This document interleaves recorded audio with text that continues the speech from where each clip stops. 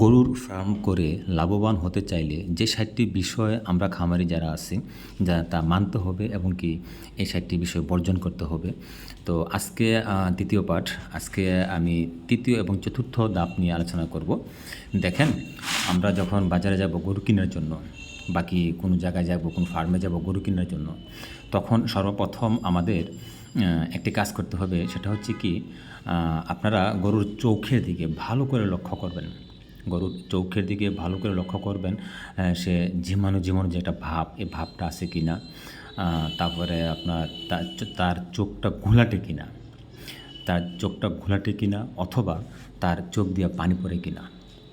এই যে বিষয়গুলো, এগুলো আপনারা খুব ভালো করে আপনারা খেয়াল করবেন, লক্ষ্য করবেন, চেক করবেন। কেন, অসুস্থ গরুর চোখ কিন্তু আপনার ঘোলাটে থাকবে, যেমন যেমন ভাব থাকবে, চোখ দিয়ে পানি পড়বে।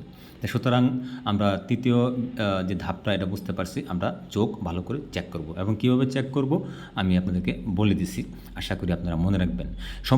সম্পূর্ণ ভিডিওটা স্কিপ করবেন না, ভালো করে দেখবেন। এমনও হতে পারে কোনো একটা পয়েন্ট ছুটে গেছে, বাকি আপনারা বুঝতে পারেন নাই। তো চতুর্থ যে ধাপটা হচ্ছে, দেখেন, আপনারা যখন বাজারে যাবেন গরু কেনার জন্য, অবশ্যই তো আপনারা প্রথম টার্গেট নিছেন এই ধরনের গরু কিনবেন। বাজারও যাওয়ার আগে যেই ক্যাটাগরির গরুটা আপনি কিনবেন, অবশ্যই এই গরুর একটি বাজেট নির্ধারণ করে যাবেন।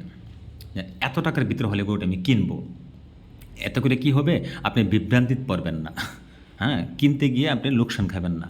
আপনার যদি বুঝতে কোনো প্রকারের সমস্যা হয়, তাহলে আপনার আশপাশে আপনার পরিচিত যে গরুর ব্যবসায়ী ভাই যারা আছে, বাকি আপনার ফ্রেন্ড সার্কেলের ভিতরে অনেক খামারি আছে যাদের কিনা বাজার সম্পর্কে তার আইডিয়া খুব ভালো, তাদের সাথে পরামর্শ করে নেবেন যে যা কিনা আমি এই ক্যাটাগরির এই গরুটি আমি কিনবো, এতটুকু ওজনের, কত টাকা দাম হতে পারে, আর আমি কত বলতে পারি, আর কতর বৃত্ত হলে আমার লস হবে না। তো সুতরাং অবশ্যই যখন আপনারা গরুটা নিতে যাবেন, নেওয়ার আগে বাজেটটা নির্ধারণ করে তারপর ঘর থেকে বাইর হবেন। এবং কি, যদি টার্গেট করেন অমুক খামার থেকে, অমুক ফার্ম থেকে গরুটি নেবেন, তো অবশ্যই প্রথমে আপনি আপনার ব্যক্তিগত পরিচিত লোকদের সাথে পরামর্শ করে একটা বাজেট নির্ধারণ করে তখন তার সাথে ফেস টু ফেস আলোচনায় বসবেন। আশা করি আপনারা বুঝতে পারছেন। এবং কি, পরবর্তী পঞ্চম এবং ষষ্ঠ ধাপ নিয়ে আসতেছি, পাশে থাকবেন। আশা করি আপনারা উপকৃত হবেন।